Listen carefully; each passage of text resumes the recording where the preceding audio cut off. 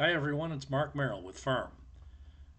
Maine is the new home for illegals now? Good grief. Illegal migrants keep on getting fringe benefits thanks to Biden Harris's mandates above or below the law, whichever you prefer. So when does the left wingnut radical political machine of theirs start being responsible instead of blaming Donald Trump and his supporters? There's been uproar from local citizens in Maine, ladies and gentlemen, from as far back as 2019 about illegals being housed in new facilities in small cities like Brunswick and outlying communities from Portland as well.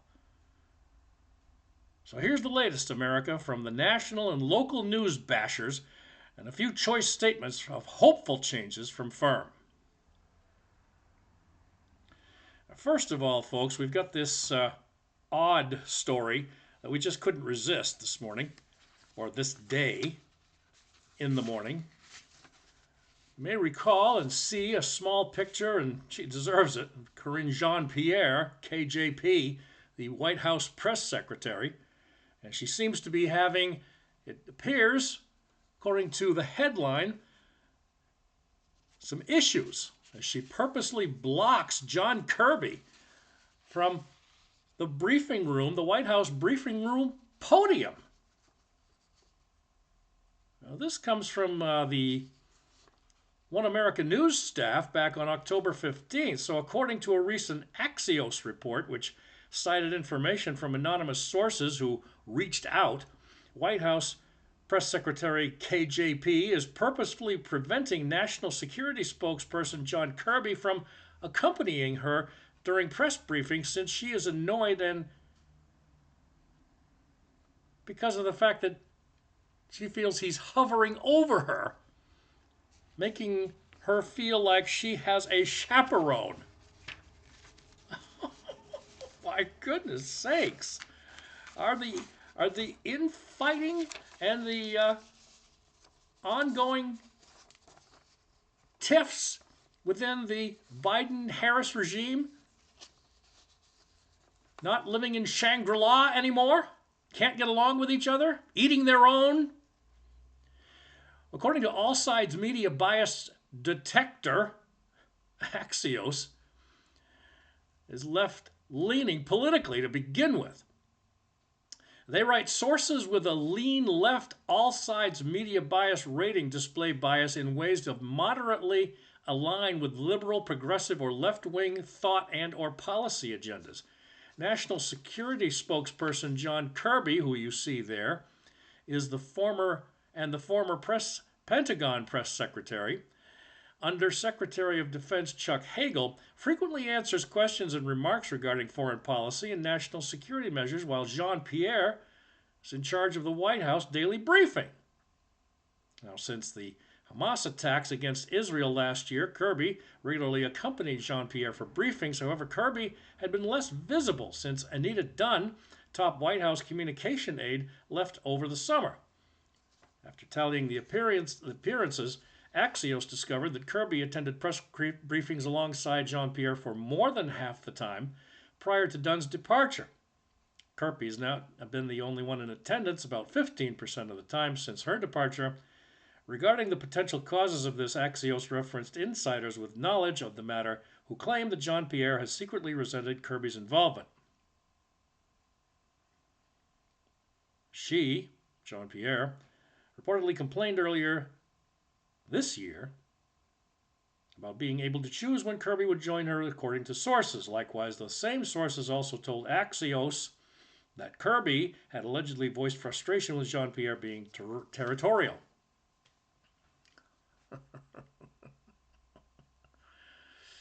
Getting in her space, as it were.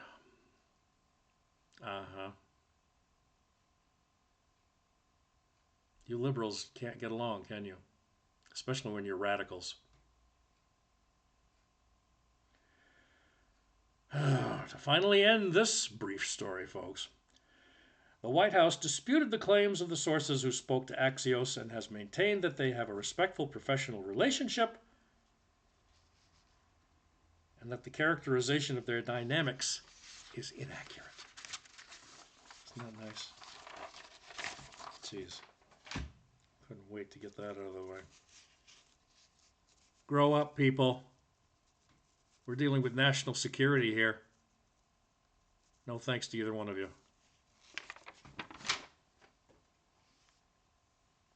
Now we have a story on our topic, folks. Maine is new home now for illegals? Question mark? Well, the first news story, if you will, from, of all places, Newsweek. What the heck are they doing in Maine anyway? Don't you have anything better to do? Like die? Rip up the pages for birdcage liner? That's what we like to say.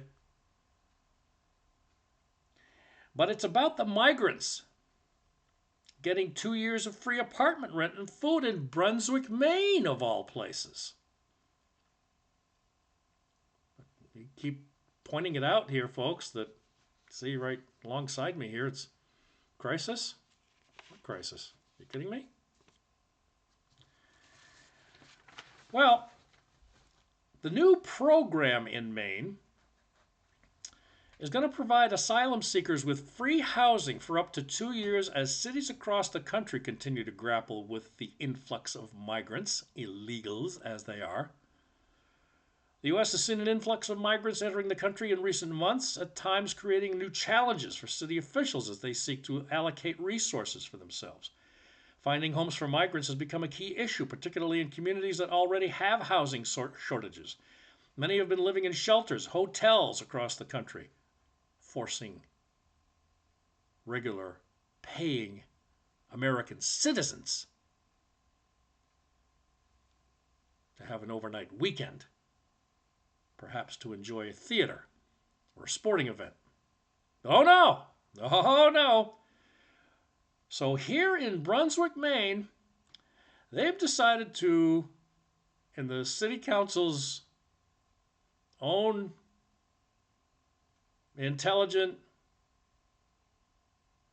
ways and deciding which way to go,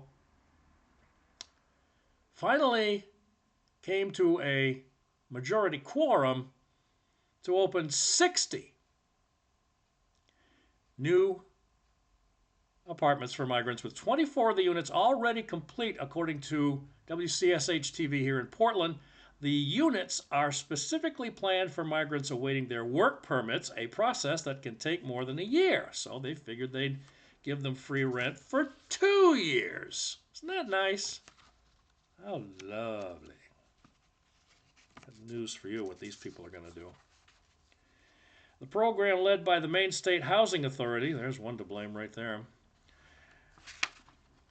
According to WGME TV, also in Portland, the state will help pay for migrants' rent using funds, here it comes, approved by the state legislature. Again, the program has enough funding to pay rent for up to 2 years, but migrants will need to pay 30% of their rent once they find a job, the news station reported. These guys. Yeah. Sure. Oh, yeah. No problem. Wow. Yeah, once they find work, yeah.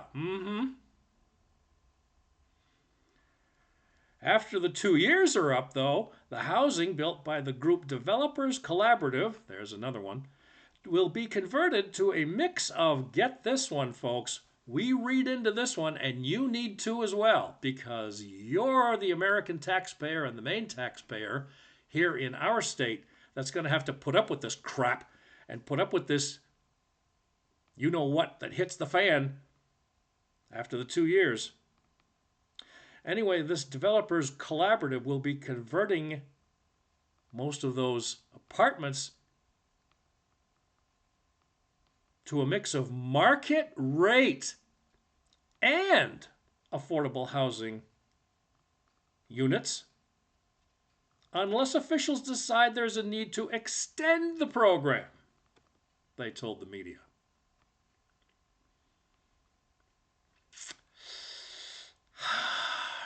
It's tongue-biting time, folks. 3 guesses where this is headed, and the first 2 don't count. Bad news for Maine.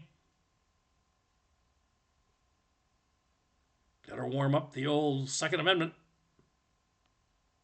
Get your shotguns ready, Annie. Now, Dan Brennan, the executive director of Maine State Housing, told one of the Portland stations that the program is a unique solution to a very exciting opportunity in our state. He said, "We have thousands of folks coming to Maine who want to make Maine home." No, they don't. That's a lie. He also told the station, "We're doing everything we can to help that situation." Is that correct? Something tells me that's really yikes. Don't think that's going to happen.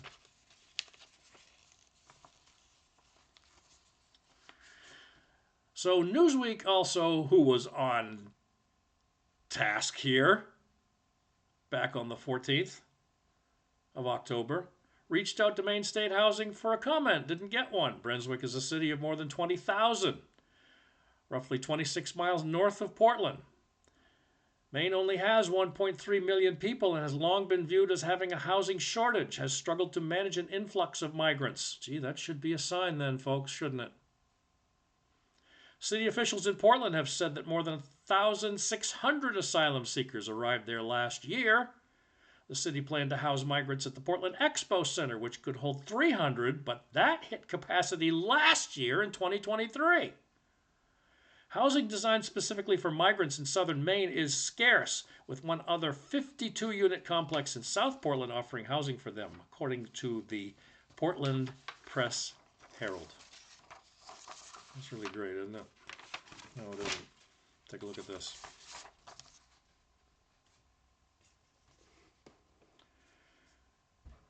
This gentleman with his back to you, folks, is a man from the Congo. You know when this picture was taken? It was taken in 2019, 5 years ago. Look at all the cots and all the blankets and sheets and everything spread out all over the floor of this particular facility. Of course, we put Janet Mills'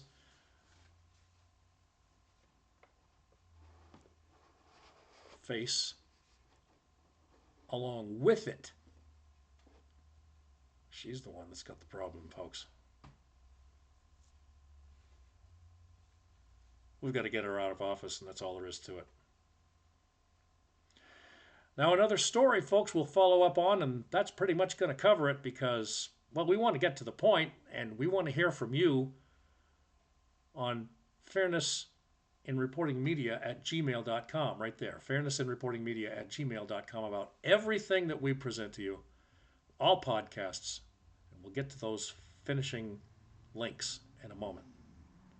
Bangor Daily News, or as we call them, the Deadly News, has reported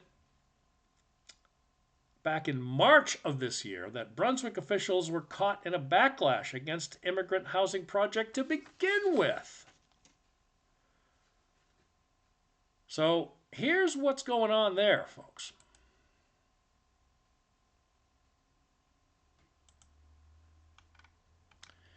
From a story by Jules Walkup,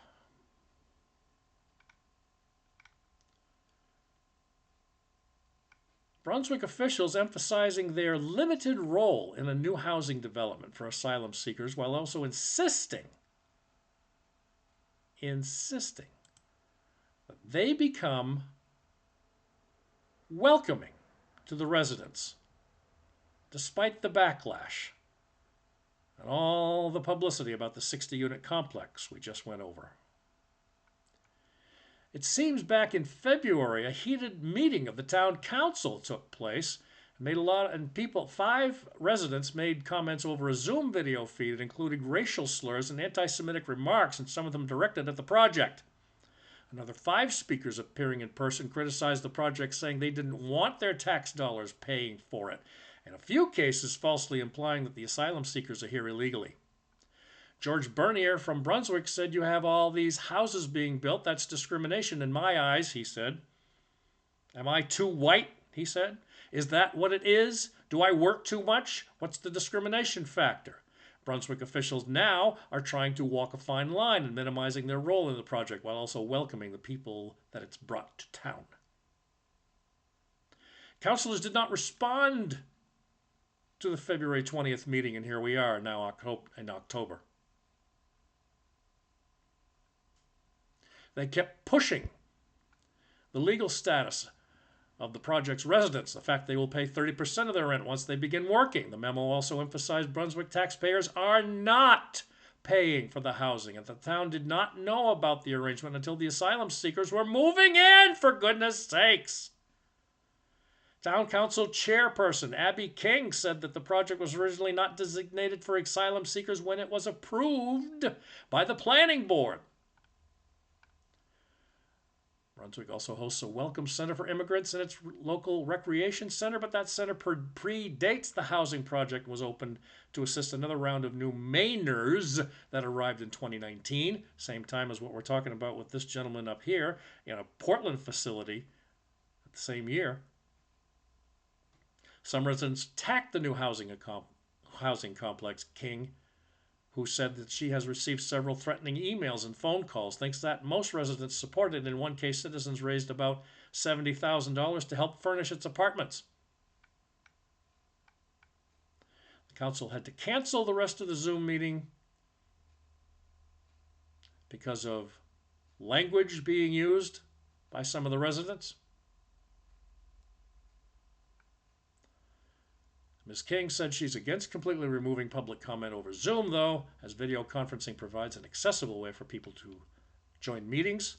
Several towns in Maine, besides Brunswick, have restricted video participation in these Zoom bombings that sometimes include disruptive tirades. Hollowell, City of Hollowell, has a waiting room that allows councillors to vet participants before they speak, and Rockland councillors can mute speakers. Ms. King once again said it's a balance of one can be accessible to people and wanting to make sure that everybody, the majority who are wanting to participate appropriately, are able to do so. Gee, that's nice.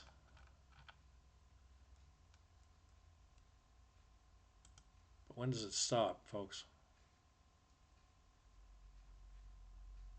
And by the way, the Bangor Deadly News, as we call them, when do they stop with the hate and the bias that causes all this angst against American citizens?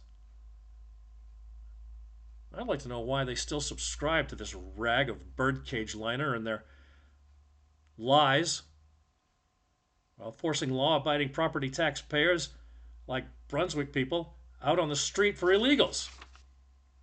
Gee, does that sound familiar? If not, it ought to. Also, throwback to history on Firm.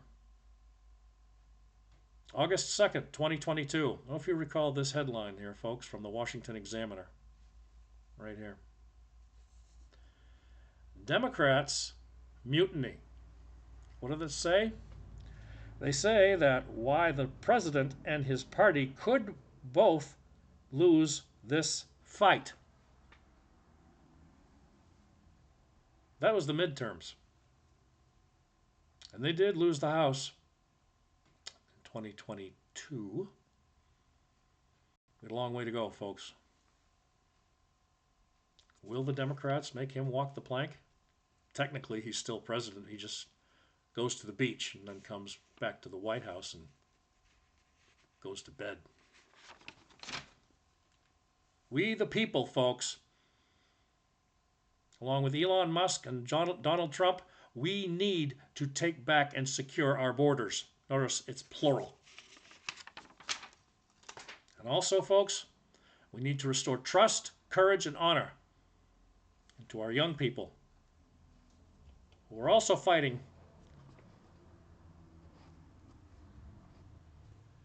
for our right to become, or should say restore, the Republic, as well as the Constitution, the Bill of Rights, and the Declaration of Independence. As always, folks, please follow us anytime at rumble.com/fairnessmedia1, also on Twitter, YouTube, and email us, as mentioned earlier, 24 hours a day, 7 days a week, fairnessinreportingmedia@gmail.com, fairnessinreportingmedia@gmail.com. Pray for peace in Israel and the rest of Europe.